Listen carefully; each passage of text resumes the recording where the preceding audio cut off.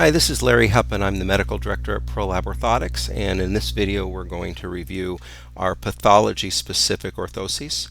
This is a very handy portion of the prescription form in that we have gone through the literature over the past several years and looked hard at what is the best potential orthosis for any one specific pathology.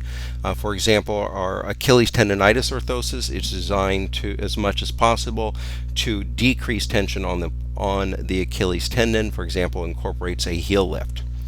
Now, if you want to see what's incorporated in each of these specificities, you can go to our website and then go to the Client Services section, click on RX and Order Forms. This page here will come up, and then you click on Custom RX Chart, and then you will see this form right here. You can see that we have Achilles tendonitis at the top. We have the production method, whether it's direct milled or vacuum formed polypropylene. There's any specialty items with the shell. For example, with metatarsalgia, we have a no bevel distal end. That means that distal end is not beveled. That helps to transfer pressure off the metatarsal heads onto the metatarsal neck region. You have the heel cup depth. The width of the device, the metatarsalgia device is wide in order to have more surface area under the arch in order to transfer pressure off of the metatarsal head.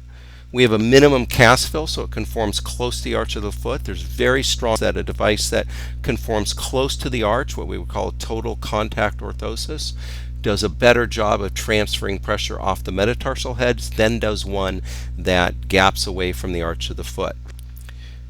We have amount of medial heel skive, and metatarsalgia, there's no evidence that a medial skive will necessarily help, although you may want to decide later to add that, and I'll show you how to do that in a few minutes. We have inversion. By inverting the device, that does raise the arch a little bit, and again it helps transfer pressure from the forefoot onto the arch. The material, the rear foot post, and because it's a direct milled orthosis, we always go with a polypropylene post. That's the only available post for direct milled orthoses. The standard top cover is a tricolor EVA, and then we add extraporon under the metatarsal heads for cushioning, and we add a metatarsal bar. So let's look at that device.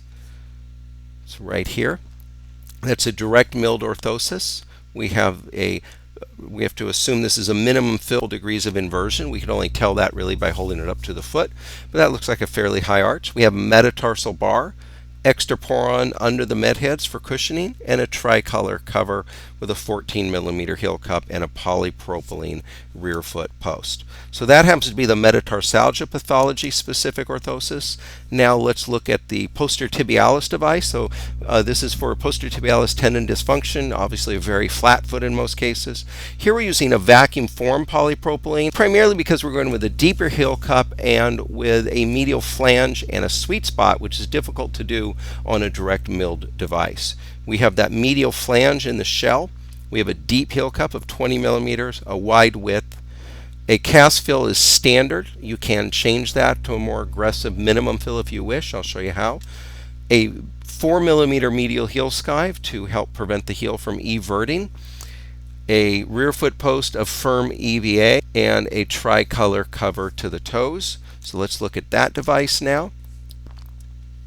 That's here. This one actually goes to the sulcus, so by definition that device would actually go to the toes. But here we have a vacuum formed polypropylene. We have a post that's added on, a EVA post, and a sweet spot, which is a pocket within the shell of the orthosis to accommodate a prominent navicular. Now that is an option on that device that you'll see on the prescription form. I'll show that to you right now. So here's that posterior tibial tendon dysfunction, and down here's navicular sweet spot, and you can check off right, left, or both. So that's an overview of our pathology-specific orthoses. Now, if you check off one of these devices, let's go back to that metatarsalgia device, and let's say you check off metatarsalgia, but you decide that you would like a metatarsal pad instead of a metatarsal bar, then you can come down here, check off metatarsal pad, and then write in no metatarsal bar down here. So anything that you add down in part B will override the defaults that are in these pathology specific orthoses. I'd also advise you don't check off two different pathology specific devices. These are complete prescriptions and they may counter-indicate each other, and they may not be the same. So if you check off both of them, we're not going to know what to make, and we'll have to give you a phone call. Instead, if you're not sure which device to use, please give us a call. One of our podiatry consultants is on call every weekday, and we're happy to walk you through the prescription form to help you decide what will be the best device in order to give your patient optimum clinical outcomes.